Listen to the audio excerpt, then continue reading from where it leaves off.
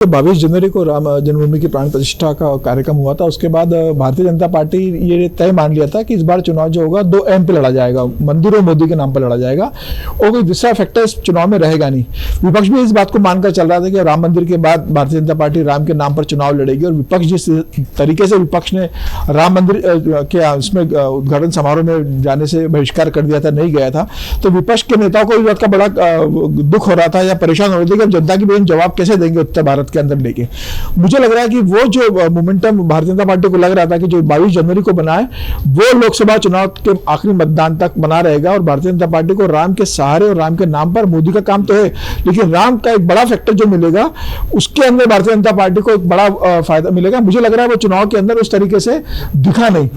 राम के नाम पर और मोदी के नाम पर 2 एम पे जरूर चुनाव भारतीय जनता पार्टी लड़ना चाह रही थी, लेकिन बाद में वो 2 आर पे आके टिक गया, एक रिजर्वेशन पे, एक रिलीजन पर आकर टिक गया। राहुल गांधी ने जिस हिसाब से आरक्षण की बात कर दी कि भाई आरक्षण को खत्म कर दिया जाएगा, आने पर संविधान को बदल दिया जाएगा और रिलीजन की बात होने लगी, हिंदू मुसलमान को लेकर जिस हिसाब से चर्चा होने लगी, तो पूरा 2 चुनाव पहले 2 फेज के मतदान के बाद पूरा भारतीय जनता पार्टी का जो ट्रैक था वो थोड़ा, जो प्रधानमंत्री मोदी का जो 10 साल का काम था उसके बाद जो शुरुआत हुई थी, राम मंदिर पर जो शुरुआत होने वाली थी, भारतीय जनता पार्टी ने वो ट्रैक थोड़ा लूज किया मेरे हिसाब से और वो उस पर स्थिर नहीं रह पाए। फिर हर चुनाव के हिसाब से, हर फेज के हिसाब से चीजें बदलती रही बहुत सारा। मुझे लग रहा है कि विपक्ष ने इस मामले में भारतीय जनता पार्टी को बराबर पर लाकर खड़ा कर दिया। जो चुनाव के पहले लग रहा था कि मोदी और मंदिर के नाम पर विपक्ष बिल्कुल किसी भी प्रचार में बोल नहीं पाएगा, सारे चरणों में ये चीजें रहेगी और विपक्ष इसका जवाब नहीं दे पाएगा, मुझे लग रहा है कि विपक्ष ने वो लड़ाई जरूर भारतीय जनता पार्टी के सामने मजबूती से लड़ी। भारतीय जनता पार्टी को राम के नाम पर एडवांटेज नहीं लेने दिया। मुझे लगता है कि भारतीय जनता पार्टी की रणनीतिक चूक रही है कि राम को जिस तरीके से केंद्र में रखकर चुनाव लड़ना था वो भारतीय जनता पार्टी शायद वो कर नहीं पाई। मुझे ऐसा लगता है कि इसका एक चूक हुआ इस भारतीय जनता पार्टी का। इसके कारण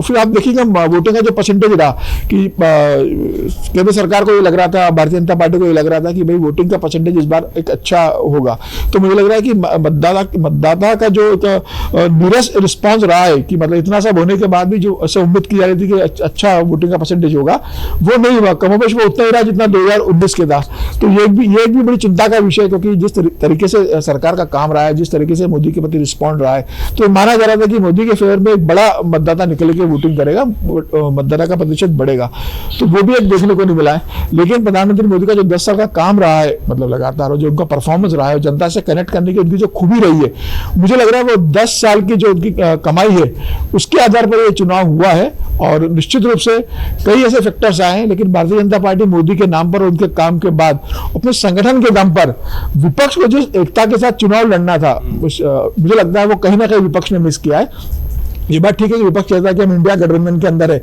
लेकिन जो उन्होंने कहा था कि एक कॉमन मिनिमम प्रोग्राम होगा, एक घोषणा पत्र आएगा, एक कैंडिडेट के सामने एक कैंडिडेट खड़ा कर देंगे, सब मिलकर हम एक साझा रैलियां करेंगे, विपक्ष इसमें चूक गया जो चुनौती देनी थी। हालांकि विपक्ष, ऐसा कहा जा रहा है कि महाराष्ट्र में एक अच्छी फाइट देखने को मिलेगी, कर्नाटका के अंदर अच्छी फाइट है, बिहार को लेकर कहा जा रहा है, लेकिन मुझे लग रहा है इसके बाद भी भारतीय जनता पार्टी बहुत अच्छा प्रदर्शन करने जा रही है। जो 2014 का परिणाम था उसके बाद जो 2019 का परिणाम आया, उसी का विस्तार 2024 में देखने को मिलेगा। मुझे लग रहा है भारतीय जनता पार्टी बहुत आराम से अपनी दम पर सरकार बनाने जा रही है, उसे किसी सहयोग की जरूरत नहीं पड़ेगी। अपने दम पर भारतीय जनता पार्टी को पूर्ण बहुमत मिलने जा रहा है तीसरी बार, इसमें कोई दो राय नहीं है। अगर आप ये वीडियो YouTube पर देख रहे हैं तो हमारे चैनल को सब्सक्राइब करें और बेल आइकन को दबाना ना भूलें। अगर आप Facebook पर ये वीडियो देख रहे हैं तो हमारे पेज को लाइक करें।